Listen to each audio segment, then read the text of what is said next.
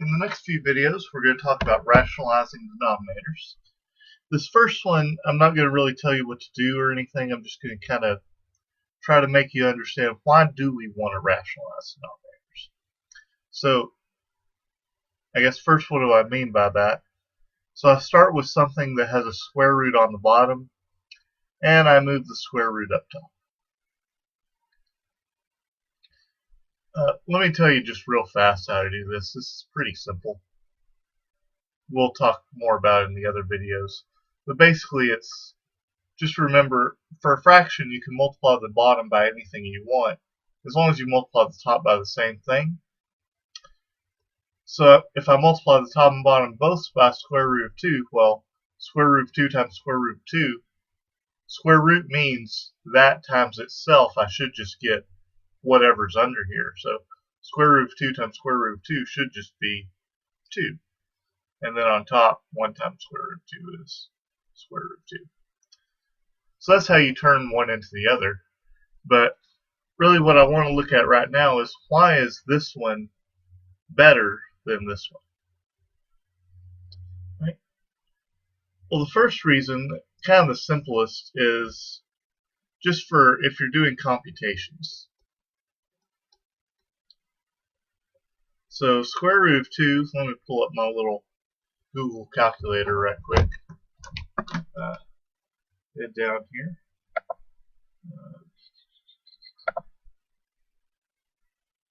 So 2 square root of that. Oops. So I guess it goes the other way around. Square root 2 is 0.4142. So let's write that down real quick.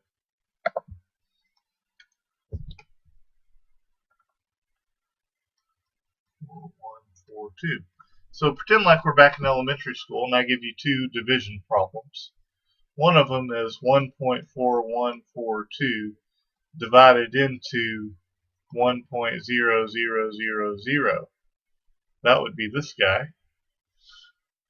On the other hand, I give you 2 divided into 1.4142.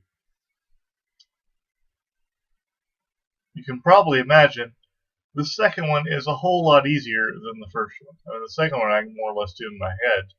2 and 14, 7, into 1 is 0, carry the 1. 14 would be 7, 1, yada yada. This one would make me very unhappy to have to do it. So, historically, the first reason people were interested in this is it just lets us do computations a lot easier.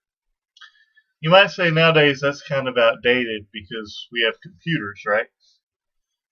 Computers,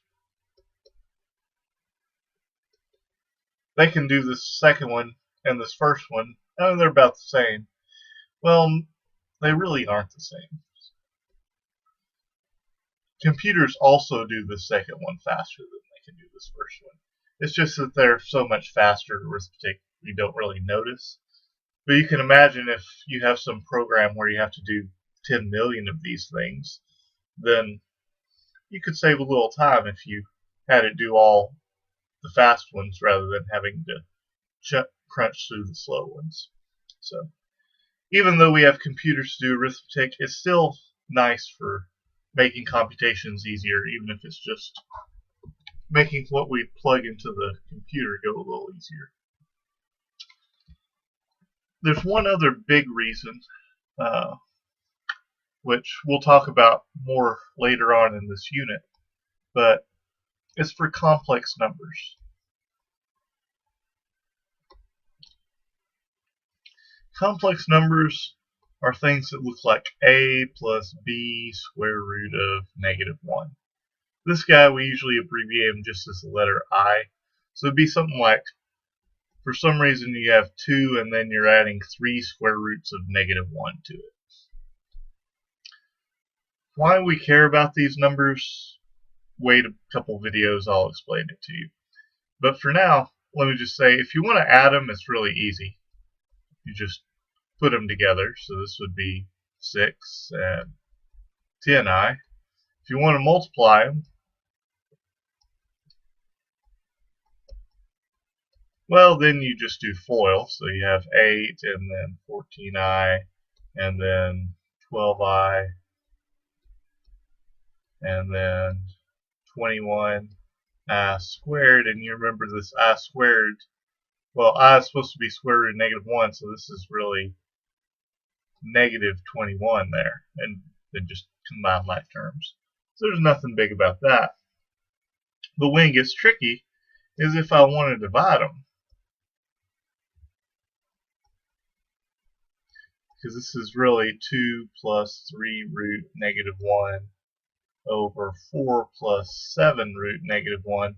Well, I need to figure out a way to get this square root out of the bottom. So that's kind of the other big application of rationalizing denominators that we'll do in this class. If you go on and take calculus, there are certain limits that this helps with, and keep going on in math. A lot of ideas get recycled, so. But for purposes of this class, the main place we're going to use this is when we divide complex numbers.